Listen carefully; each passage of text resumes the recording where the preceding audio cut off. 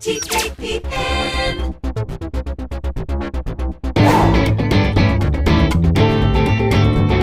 Welcome to the PageantCast, your home for beauty pageant news and interviews on the internet.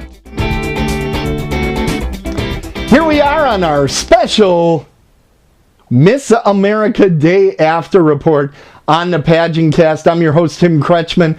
Remember to join us every Monday for live shows on live.pageantcast.com. Well, Miss America 2012 was held last night on ABC. As a pageant fan from Wisconsin, I was overjoyed.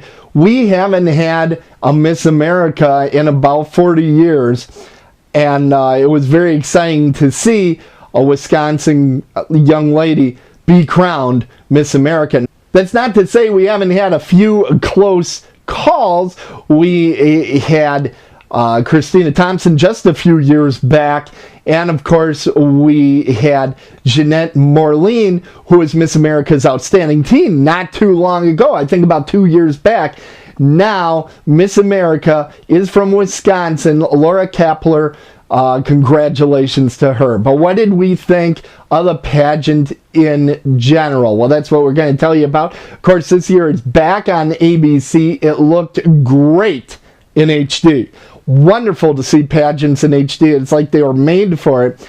And luckily, the producers made a very intelligent choice here. Instead of doing an opening number, which always looks kind of constricted because it is constricted, it's out on the stage, they opened it up a little bit. Just kind of like when you see stage plays put into movies, they open it up. They do some street scenes. They go out and about, and they obviously took a page from that book for this year's pageant.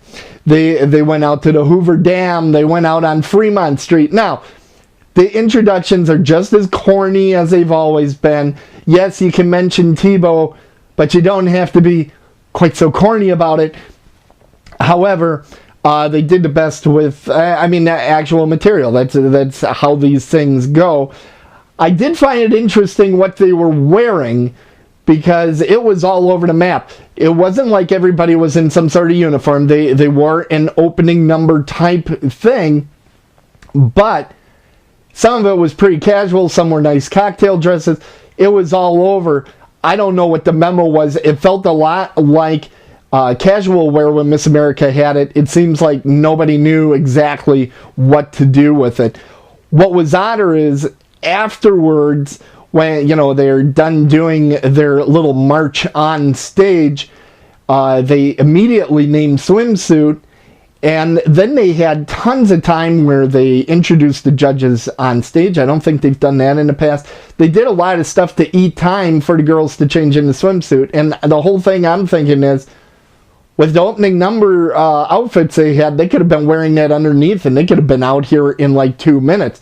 Now, that's not to say they never heard how much time they got, because Chris Harrison apparently had a stopwatch in one hand and the script in the other, and he kept saying, well, it's 3 minutes until the next thing. No, 2 minutes until we get out of places, everyone. I thought he was going to grab a whistle at some point and start directing traffic.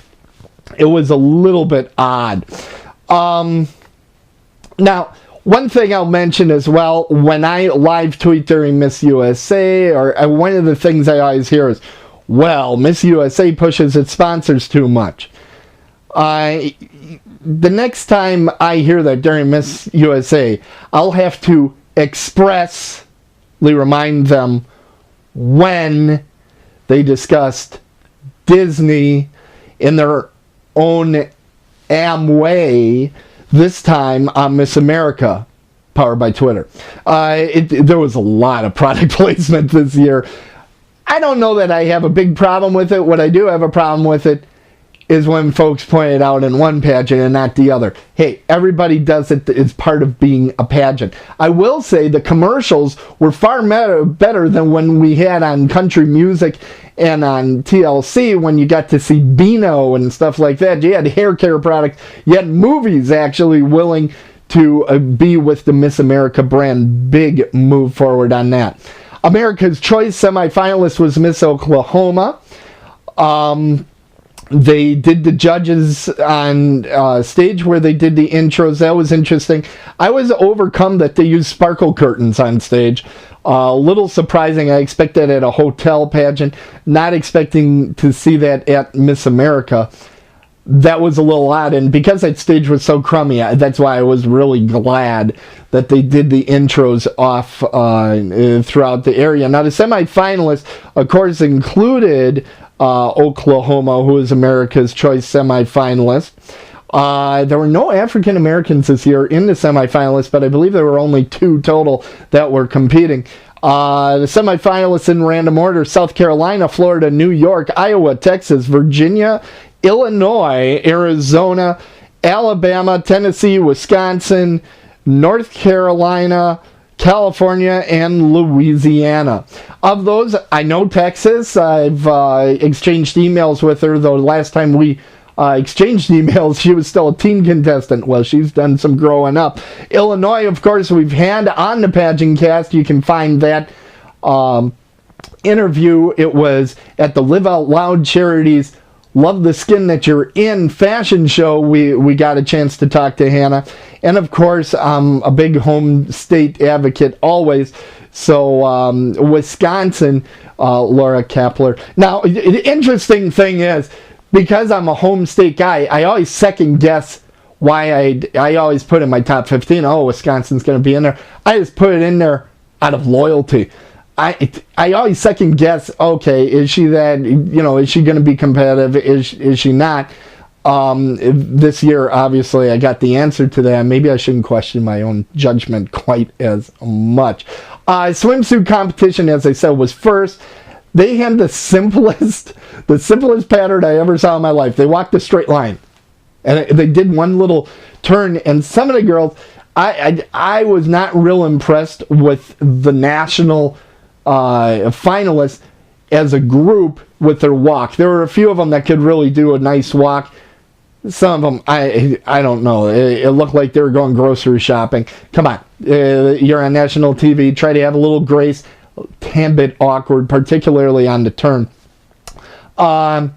We moved on. After that, we went on to the finalists, which was Louisiana, Iowa, Illinois, South Carolina, New York, Wisconsin, Florida, Tennessee, Arizona, Texas, California, and Oklahoma.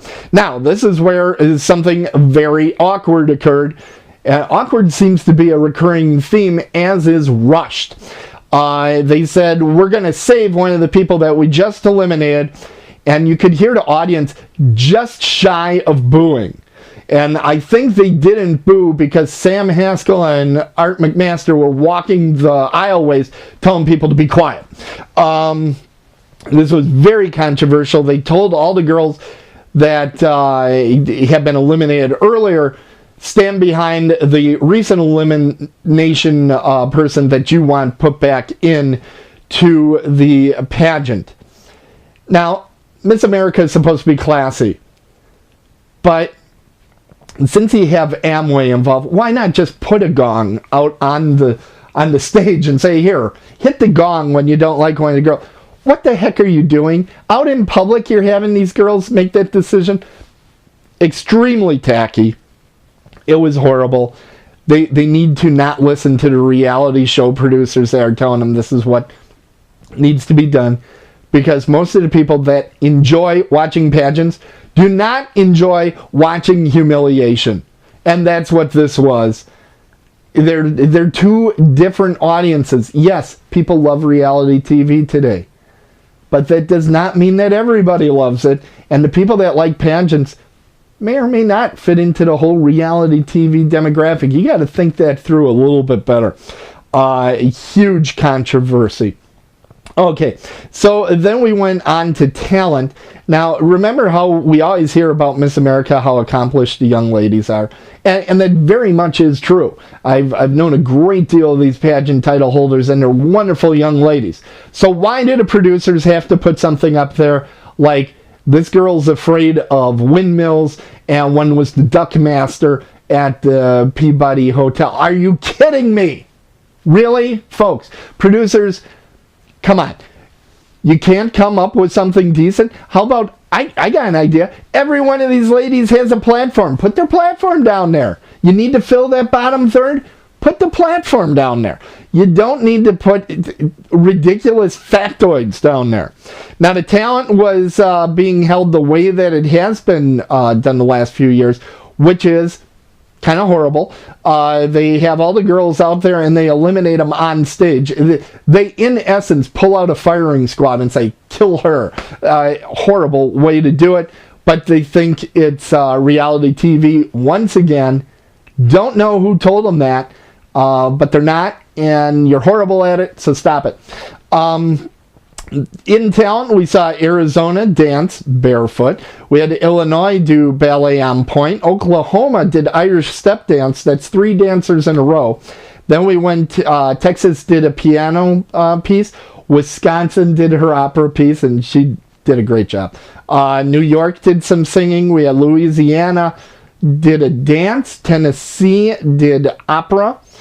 We had Iowa come out and sang, and California did ballet on point. And then we were done with that competition. We went on to the next elimination, which of course was final question. Wisconsin, Oklahoma, Arizona, New York, and California. The whole thing felt like a rush. They pushed during evening gown. I was like, should they be wearing high heels or track shoes? Because they were just whoop right down the runway. That was very, very rushed. I don't think Miss America has been told that they're a 2-hour pageant yet. I go to Miss America prelims once in a while, and I'm hoping to do more again this year. And they always tend to be long. I know talent is a big deal. They've cut it to 90 seconds. Folks, you do need to get over that, because in 2 minutes you can't tell if somebody, frankly, in talent, you can tell if somebody's talented or not talented pretty darn quick. 90 seconds is plenty of time. 2 minutes would only have been more horrible for the ones that don't have talent, and you just would have confirmed it a little bit more with the gals that do. So you need to get over that, and you need to stop doing some of the stupid things that you're doing, like the crash and burn reality show elements. Okay, 4th runner-up was California, 3rd runner-up Arizona, 2nd runner-up New York, 1st runner-up Oklahoma, and of course our new Miss America 2012 is Miss Wisconsin, Laura Kaeppler. So congratulations to all the young ladies. Ladies, you didn't do anything wrong. And producers, you need to understand what your product is a little bit more, but you're going to hear me harp about that forever. It was a great pageant, beautiful, love HD, great to watch television in that format, great to watch the pageant in that format. This is PageantCast. We can be found at PageantCast.com. Come out for our live shows every Monday night at live.PageantCast.com. Check out the website to find out who's going to be on. We have 1 or 2 episodes coming out each week. Check us out at PageantCast.com. And congratulations to Laura Kaeppler, Miss America 2012. Have a great reign. Hope you can come on our show on PageantCast. And wish you all the best, Laura. You worked hard for it. You deserve it. Thanks so much for taking the time to watch this review.